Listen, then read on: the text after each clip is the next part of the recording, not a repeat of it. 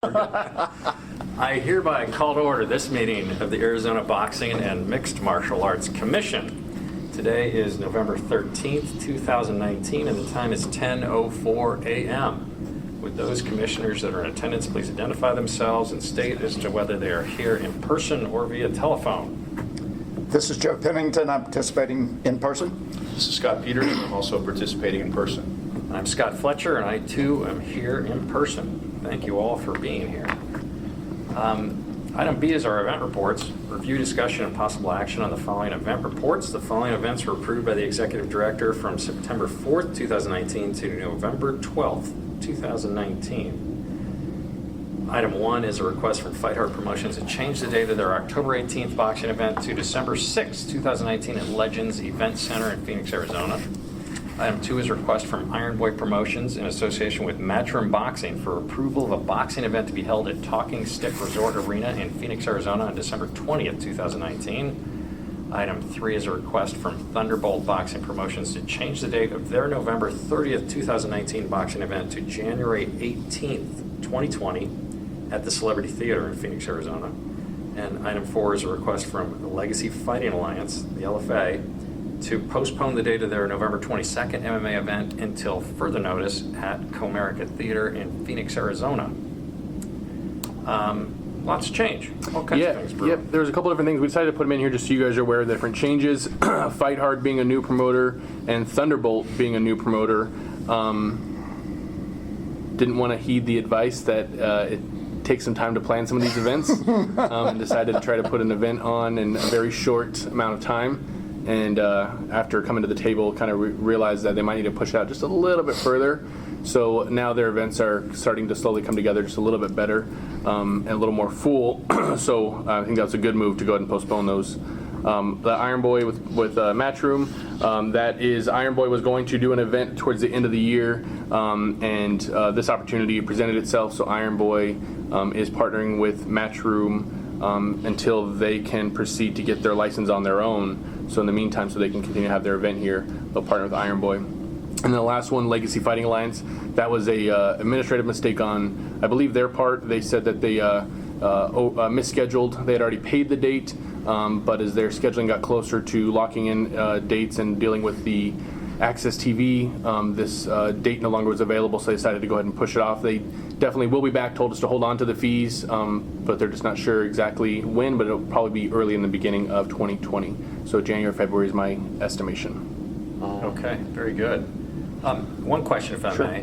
With Iron Boy involved in this Matchroom event, will we see some of our local fighters on that card potentially? Yes, that's part of the agreement that Mr. Vargas with Iron Boy has asked for in lieu of a generous compensation to using the license. Instead, to put some of his local fighters, such as Carlos Castro, Alexis Asueta, Adrian Servine. Some of those names are being floated right now. Including possibly, there's already one tentative WBC title belt for Matchroom's fighter. They're looking at doing maybe one for Iron Boy as well. Terrific. That's a match made in heaven, Yeah. I think. I mean, having Iron Boy involved in that gets our local guys in there. It's, Yeah, they're excited, and I think the feedback I got from Matchroom this week was that Iron Boy's been great to work with, and that they've been really helpful in going through this process. So they were appreciative of that. Perfect. Thank you. Let's go to our information reports. Item 1 is the proposed 2020 Commission meeting schedule. Mr. Meneses. Yep, so we're going to need to slide down a couple pages, and then about the 4th page, if you scroll down, you will see the proposed schedule for 2020. I'd like to lock this schedule in at our next meeting on December 18th, so I'm giving these dates now. If you guys can please check and see if there's any scheduling issues, or if you think there's any reason we need to push any of these. Otherwise, these will be the tentative dates we will plan on for 2020, and we'll lock those in next month. Very good. Commissioners, questions, thoughts? Mr. Chairman, I've looked at that. Now, my schedule is good with it, so we'll wait until next month, but I think we're good to go. Peters, you in too? I'm good with this as well. Okay, I think I am too. So we're- Okay, we're awesome. in good shape. Awesome, thank you. There's one Tuesday that snuck in there. Was that April? Yeah, that was, I think, a request from the Racing Commission. I think because since we share this room and we share some of the same equipment, including these new beautiful tablets, they needed that date, and their meetings are a little more contentious and a little more in depth than ours. They need the room for 9 hours. Yeah, we went ahead and backed off our date and let them have the date.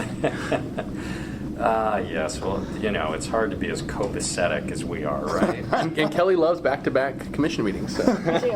It's great. Oh, dear. All right, let's press on to D, our new business. D1 is an appeal that we're going to table for a bit Sure. in hopes that Mr. Salcedo can see us.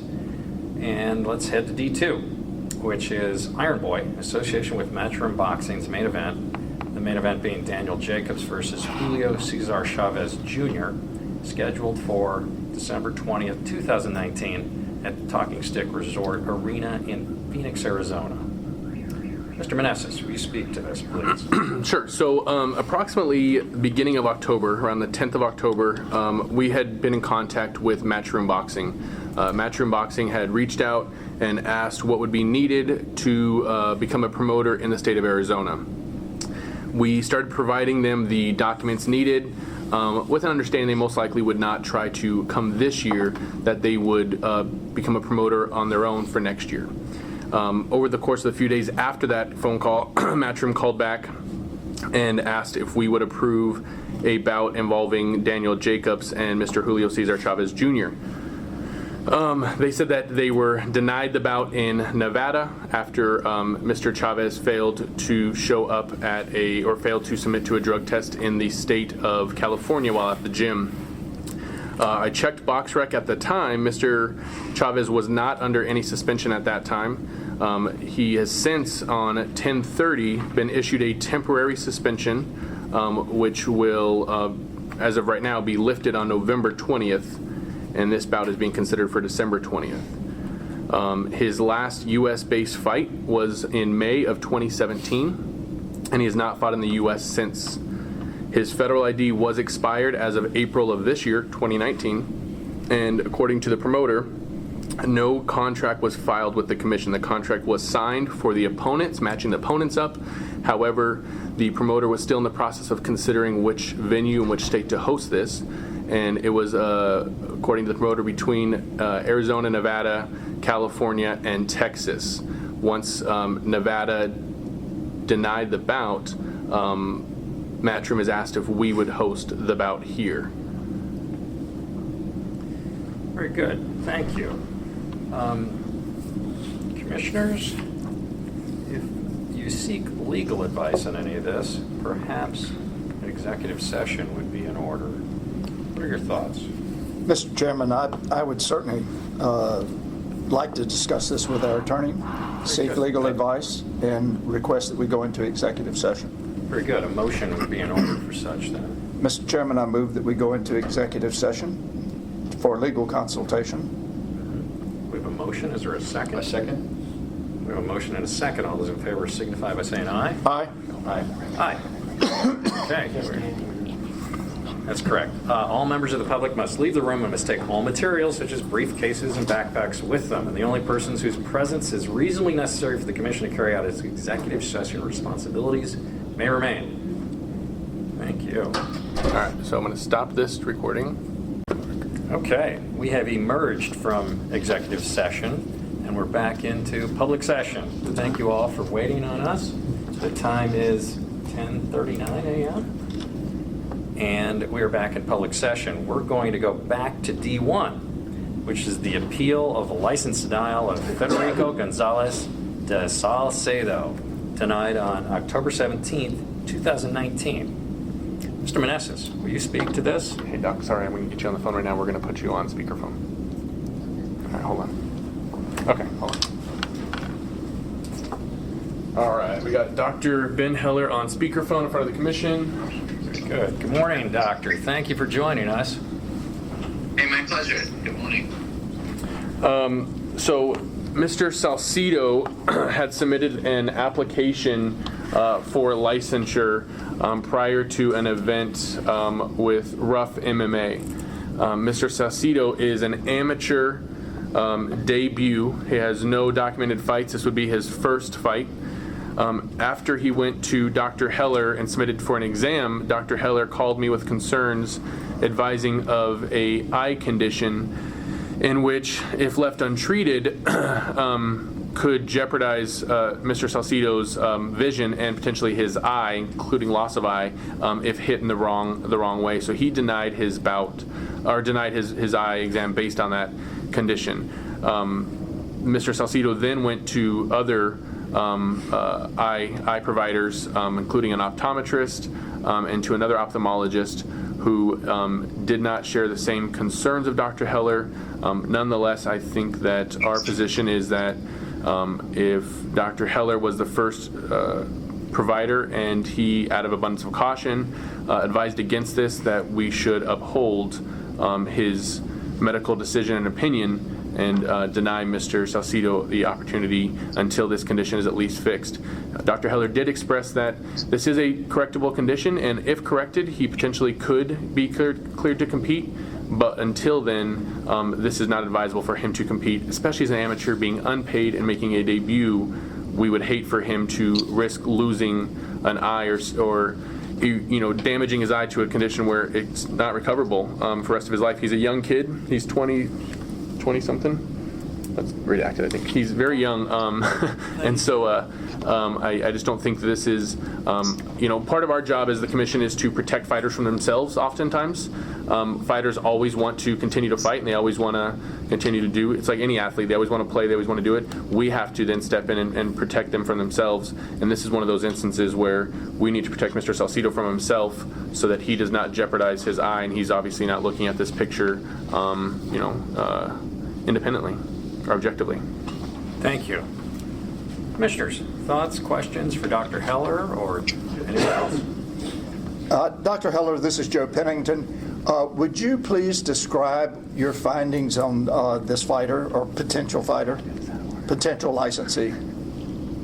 Yeah, so absolutely. So essentially, I did what we do with every patient. We do a scan of the front of the eye, which estimates their glasses prescription, and also kind of measures the shape of their cornea, which is the front of the eye, the clear part in front. And then we took him in the room and measured his vision, and it was without correction, it was poor in both eyes, but much more severe in the right eye.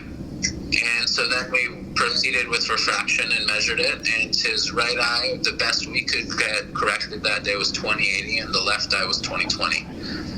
Just looking at the numbers, I saw a large concern for a condition called keratoconus. Without going into too much detail, keratoconus is a condition where the front of the cornea, the clear dome in front, is weak, and the bonds between it are weaker, and it causes the cornea to bulge out more and more. So that's why the glasses prescription on these patients will classically get more and more severe on a much faster pace than normal for what normally changes on a yearly basis. And so basically on that measurement alone, I knew that he had severe keratoconus. And so then I proceeded with the rest of the exam, and he had normal intraocular pressures. Everything else was essentially normal. If you notice on my exam, I wrote positive Munson sign OD, and so that's something that occurs with keratoconus. Essentially, if I have the patient look down towards the floor and I hold up their upper eyelids so you can see, you'll notice that the left eye essentially looks normal, and the right eye has a much larger convex appearance, and that's because of the bulge of the cornea. And so it's just another way of grossly noticing it. And then other than that, he did have enlarged cup-to-disc ratio in the back of the eye. That could be from glaucoma, but the way his appeared, they appeared to have a healthy rim in both eyes. And so I suspect it's just something called physiologic cupping, which means he was born that way. The only way we would know is to monitor him over time and see if it progresses. But I suspect that it would not progress, and he was just, in fact, born that way. Thank you, Dr. Heller. One other question, please. Again, Joe Pennington.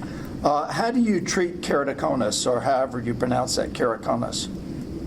Yes, keratoconus. So that was correct. So there are, generally speaking, 3 different ways to treat it, generally speaking.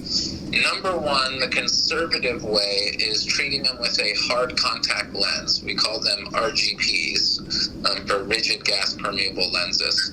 And so these are very hard contact lenses. They, 20, 30 years ago, they were used on patients without keratoconus as well, but now it's really just keratoconus. The problem is the ophthalmology community is kind of moving away from these because they can cause corneal scarring, and they don't really prevent progression of keratoconus. They just treat it so that way you can have functional vision out of the eye. So that's kind of a short-term Band-Aid, and I wouldn't recommend a fighter fight with an RGP on his eye during the fight anyways. So then after that, the only 2 other treatments previously was a full corneal transplant, which would essentially render the person unable to fight in any type of unarmed or armed combat for the rest of their career, because you're literally removing the entire dome and placing a donor tissue there, and you place sutures on it to hold it in place. And then after X amount of time, sometimes a year, sometimes 18 months, you start to remove sutures as they heal and the cornea gets stronger, but it's never going to be as strong. And trauma to that eye, like an eye poke, would be devastating. And then the third option, which is actually a relatively newer option, and by new I mean probably it's been FDA approved for about 3 years in the United States and a couple more years longer outside the United States, is there's a surgery called cross-linking. And essentially, you can expose the eye to a mixture of vitamin B, riboflavin specifically, onto the corneal stroma, the second and third layer of the cornea, and then expose it to UV light. And then after that, it strengthens the bonds. And if somebody has mild keratoconus, it can actually reverse it and resolve their glasses prescription. And when patients have severe keratoconus, it typically doesn't reverse it, but it can at least stop it from progressing and return some normal strength to the cornea. And so that's actually what I recommended with Mr. Federico. And I actually gave him the contact info for another doctor in the community who specializes in cross-linking surgery. It's very helpful, Thank you. Doctor. Yes, Thank very you so helpful. much. As a commission, our job is to ensure fairness of events and do what we can to protect our contestants at the same time. And your thoroughness is greatly appreciated. Commissioners, other thoughts? Mr. Yes, Commissioner, Ms. Wagner. if I may interrupt. If I may question the doctor just to provide Sure. you a little bit more information. Doctor, can you hear our attorney? Yes, I can. Okay, sorry. Hi, Dr. Heller. How are you this morning? I'm doing great, thank you. Good. And you can hear me all right? Yes. All right. So you and I spoke previously about Mr. Gonzalez de Salcedo's exam. Is that correct? Yes. And as part of that, when he came in, you kind of do a standard procedure as far as determining what you might be looking at, which includes basically setting him down and doing an auto-refraction to see what their vision might be in their eyes. Is that correct? Yes. And so that basically determines their vision with correction?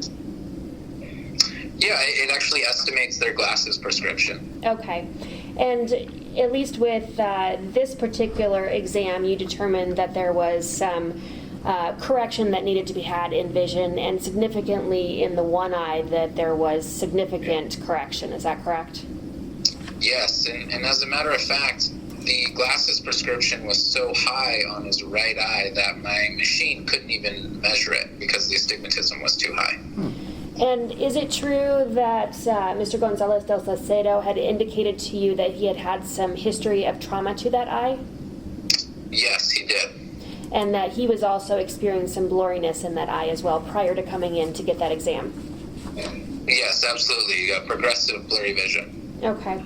And when you and I were talking about his level of the keratoconus, we had talked about kind of mild to severe. And where was Mr. Gonzalez de Salceda on the spectrum of that?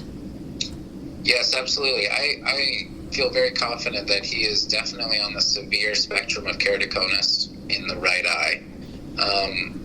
Like I said, it's a degenerative and progressive condition. Occasionally, patients can stabilize and just remain where they are. But I suspect, based off of his history, the history of trauma, and the measurements in my examination in office, that he's going to continue to progress and eventually have a corneal perforation if he does nothing. Okay. So regardless of extra trauma going forward. So he's basically a ticking time bomb with his eye? Yeah. Okay. Yeah, I'm confident he'll show up on my at my office time in the next 6 months to a couple years, or another provider's office with severe eye pain and count fingers vision in that right eye. And so he could potentially, if he has trauma to his face, could be looking at the loss of his eye. Absolutely. And making this diagnosis for the keratoconus, this is something you can do without doing in-depth testing, correct? Yes. In hindsight, if I had known, the fighter had basically mentioned that he accepts it. This was a bucket list. He was only planning on fighting once or twice. So he kind of just accepted it and, agreed with my opinion and wasn't planning on fighting it, so to speak. If I had known he was going to fight it, I would have done a couple more extra measurements just for more documentation purposes for you guys today. But yes, to answer your question. Okay. And those additional exams would have cost additional money for the fighter, is that correct? Yeah, exactly. But it's not something that's required to actually make a diagnosis for this, is that correct? Correct, yeah, not required. Nothing Thank you, further. Ms. Wagner. Doctor, thank you. Do we have everything we need? And commission Okay. members, if I may, the rules set out in R19-2-6 or C608 that when the commission is looking at these appeals of the executive director's decisions, that the commission may affirm or modify the decision, or if they feel that there has been something untoward that occurred with the decision of the executive director, can grant a rehearing. It's obviously the appellant's burden to prove that there needs to be a modification or a rehearing. He's not here today, so certainly the commission can take note of that. Very good. Thank you, Ms. Are Wagner. we done with Dr. Heller? I believe so. Dr. Heller, thank you so much for your time and your efforts on our behalf. Absolutely, my pleasure, gentlemen. Thanks, Yeah, Doctor. Okay, I'm handing this back to Francisco so he can let you off the hook. All right, have a good day. Thank you. The chair All right, is have a open great to a day. motion Thanks, if there is one. Mr. Chairman, I move that we affirm the executive director's decision regarding the license application of, let me get the right name here. He said,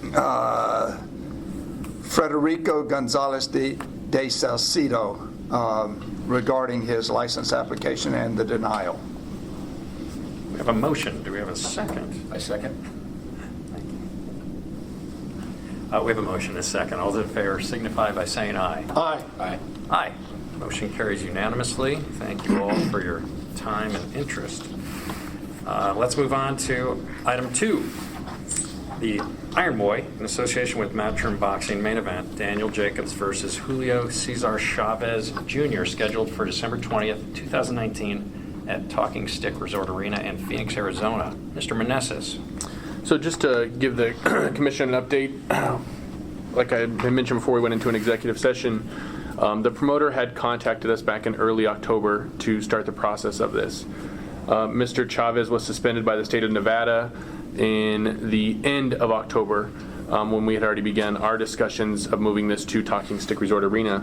As a matter of fact, Talking Stick Resort Arena had actually provided me information around the 20th that the date was already reserved for Matchroom Boxing at their arena for December 20th. His current suspension does not cover the date of the bout in question at this time. Mr. Chavez was not licensed in any state in the U.S. He was not under a federal ID, which had expired back in April of this year. No contract had been filed with the commission, and so I present this to the commission for consideration to approve so that the promoter can continue with their planning based on the facts that we know them now. I believe that the facts that we know them now do not incorporate or impede on the date in question, and those certainly may change after the 20th, and the commission may want to at least take those decisions from the Nevada Commission under consideration at that time, but I do not believe that would prohibit us from making a decision for this at this time. Thank you, Mr. Manassas. Commissioners, thoughts, questions regarding this?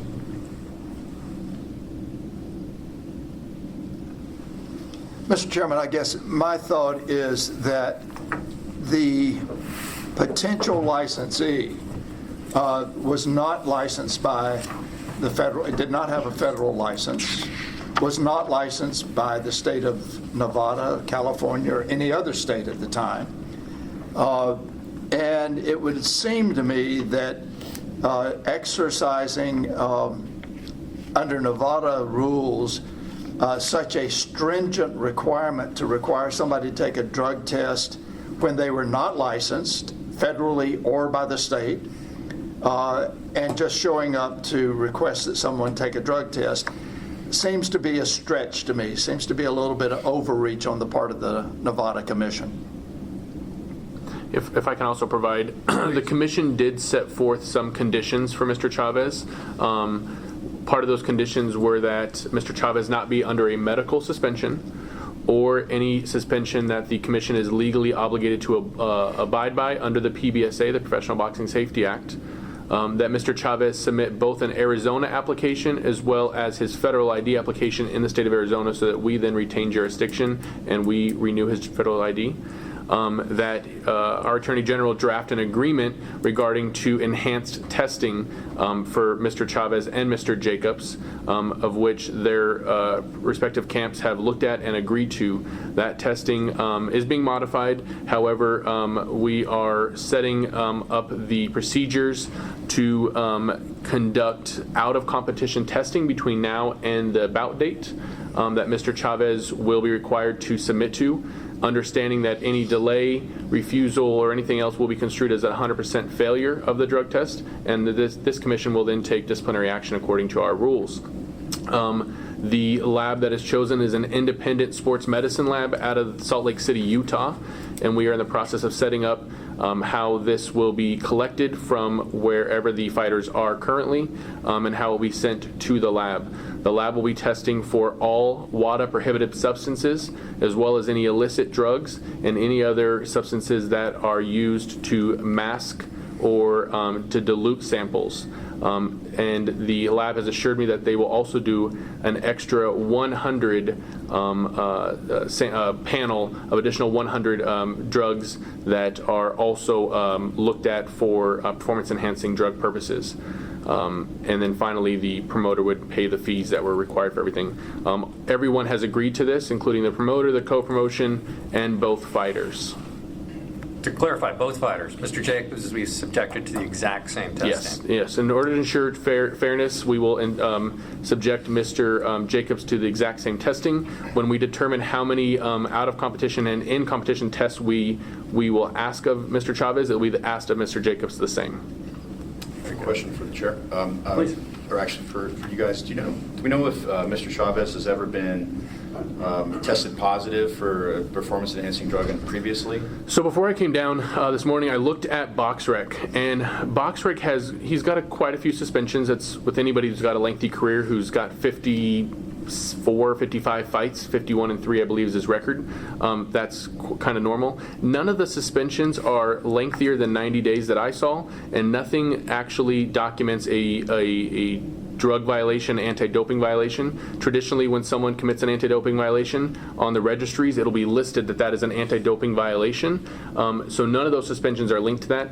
As far as they look from our side, they are administrative or they are medical suspensions, because there's no further comments as to what those were at that time. Okay, and just to clarify, Mr. Chavez did not actually provide a sample, so he didn't fail in the sense that the test was declared declare there was performance-enhancing drugs in that test. He didn't actually provide. Correct. He never provided a sample, and in the story that I was told, so this is third-party information, but just so you know, from the promoter and from Mr. Chavez, that Mr. Chavez was in discussion for this bout with the promoter. They were still tossing around the idea of which venue. The very next day, or within a few days of that discussion, before everything had been finalized, somebody showed up in his gym in California and asked for a test. He was a little beside himself, like, we're still in the process of negotiating this. I don't even know where the fight's happening.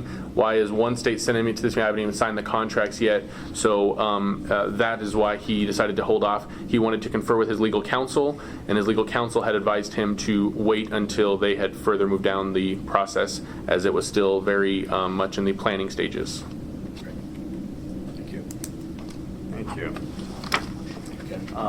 Chair would be open to a motion if there is one. Yeah, Mr. Chair, I move that we accept Matchroom as a co-promotion with Iron Boy for the December 20th, 2019 event at Talking Stick Resort and Arena. And we approve the Daniel Jacobs versus Julio Cesar Chavez Jr. bout on the condition that the promoter and athletes meet all Arizona requirements and those federal requirements in the Professional Boxing Safety Act. Thank you. We have a motion. Do we have a second? Mr. Chairman, I second the motion. We have a motion and a second. All those in favor signify by saying aye. Aye. Aye. Motion carries unanimously. We forge on. More to come. Okay. Thanks so much. That pushes us towards the summary of current events. Mr. Meneses, any thoughts? So Matchroom Boxing is coming on the 20th. That's kind of where we're at right now. We have two events coming up. December 6th, Fight Hard, and then Matchroom. We're gearing up for renewals right now. We've sent all of the renewal information to the promoters. As you remember, this commission had previously looked at the conditions that we would ask for our promoters returning. We had modified some of those requirements, and we had cleared those with you guys recently, and those have been sent out, and the promoters are very thankful that the process to renew is much more simplified for them. They appreciate that we trust them so far, that we've had good business relationships with them. New promoters will still continue to submit the full big packet. Other than that, we're also getting ready for, I have a meeting with all the promoters next Tuesday. We're going to sit down and lay out expectations and timelines and make sure that we're on the same page for 2020. And then on December 15th, which is a Sunday, will be our second annual all officials training and meeting for licensing. So we will be licensing everybody. As well as we've kind of extended, previously we only had one chief position within the commission, that was the chief inspector. I've kind of opened that up a little bit more. We're adding 2 more chief inspectors, and then we're adding a couple more things. We're adding a chief judge of boxing, a chief referee of boxing. The chief referee will be Wes Melton, who's been with our commission for a very long time and is a very experienced boxing referee.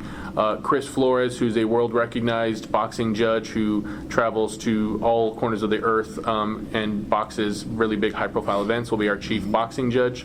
Both of them are, I'm using them with consultation when assigning and picking officials to fly out from other states. The chief MMA referee will be Mr. Al Guiney, who's been around for a long time, and I have faith in him, and I still have not determined a MMA chief judge. And then Mr. Eric Curcio, who's here, who's retired NYPD officer. He is also going to be handling, not only as he's transitioning from inspecting to MMA judging, he's also going to be handling all of our safety security plans for these big high-profile events. So I want to make sure that we have evacuation plans and all of our officials know how we're getting out of the venue and how we're moving through so everything moves smoothly. And so that's the new task that he will be taking on, as well as working the events. Thank you. That's the summary. Congrats. Thank you for the opportunity. Yeah, but Thank you it's for all your efforts. NY sounds like New York to me. He was NYPD, yeah. Welcome to the pleasant land. Indeed, Good indeed. changes. Good changes. F is our call to the commission. Gentlemen, any thoughts, comments? Have we done it all? Talked enough. Mr. Chairman, I'm good. We have I'm talked good. enough. I think you said it. How about you all? The call to the public. G, anyone care to chat with us? Again, we've talked enough, haven't we? H is the announcement that the next regularly scheduled commission meeting will be held at 10 a.m. on Wednesday, December 18th, 2019, which leads us right into the possibility of adjournment if there was a motion for such. Mr. Chairman, I move we adjourn. I second. Got a motion and a second. All those in favor signify by saying aye. Aye. Aye. Motion carries unanimously. Thank you all. Thank you so much, Ms. Wagner, for your efforts. Yes, yes. Most helpful. Pleasure meeting you. And we And are we are adjourned. for the record at Yeah. 11:05.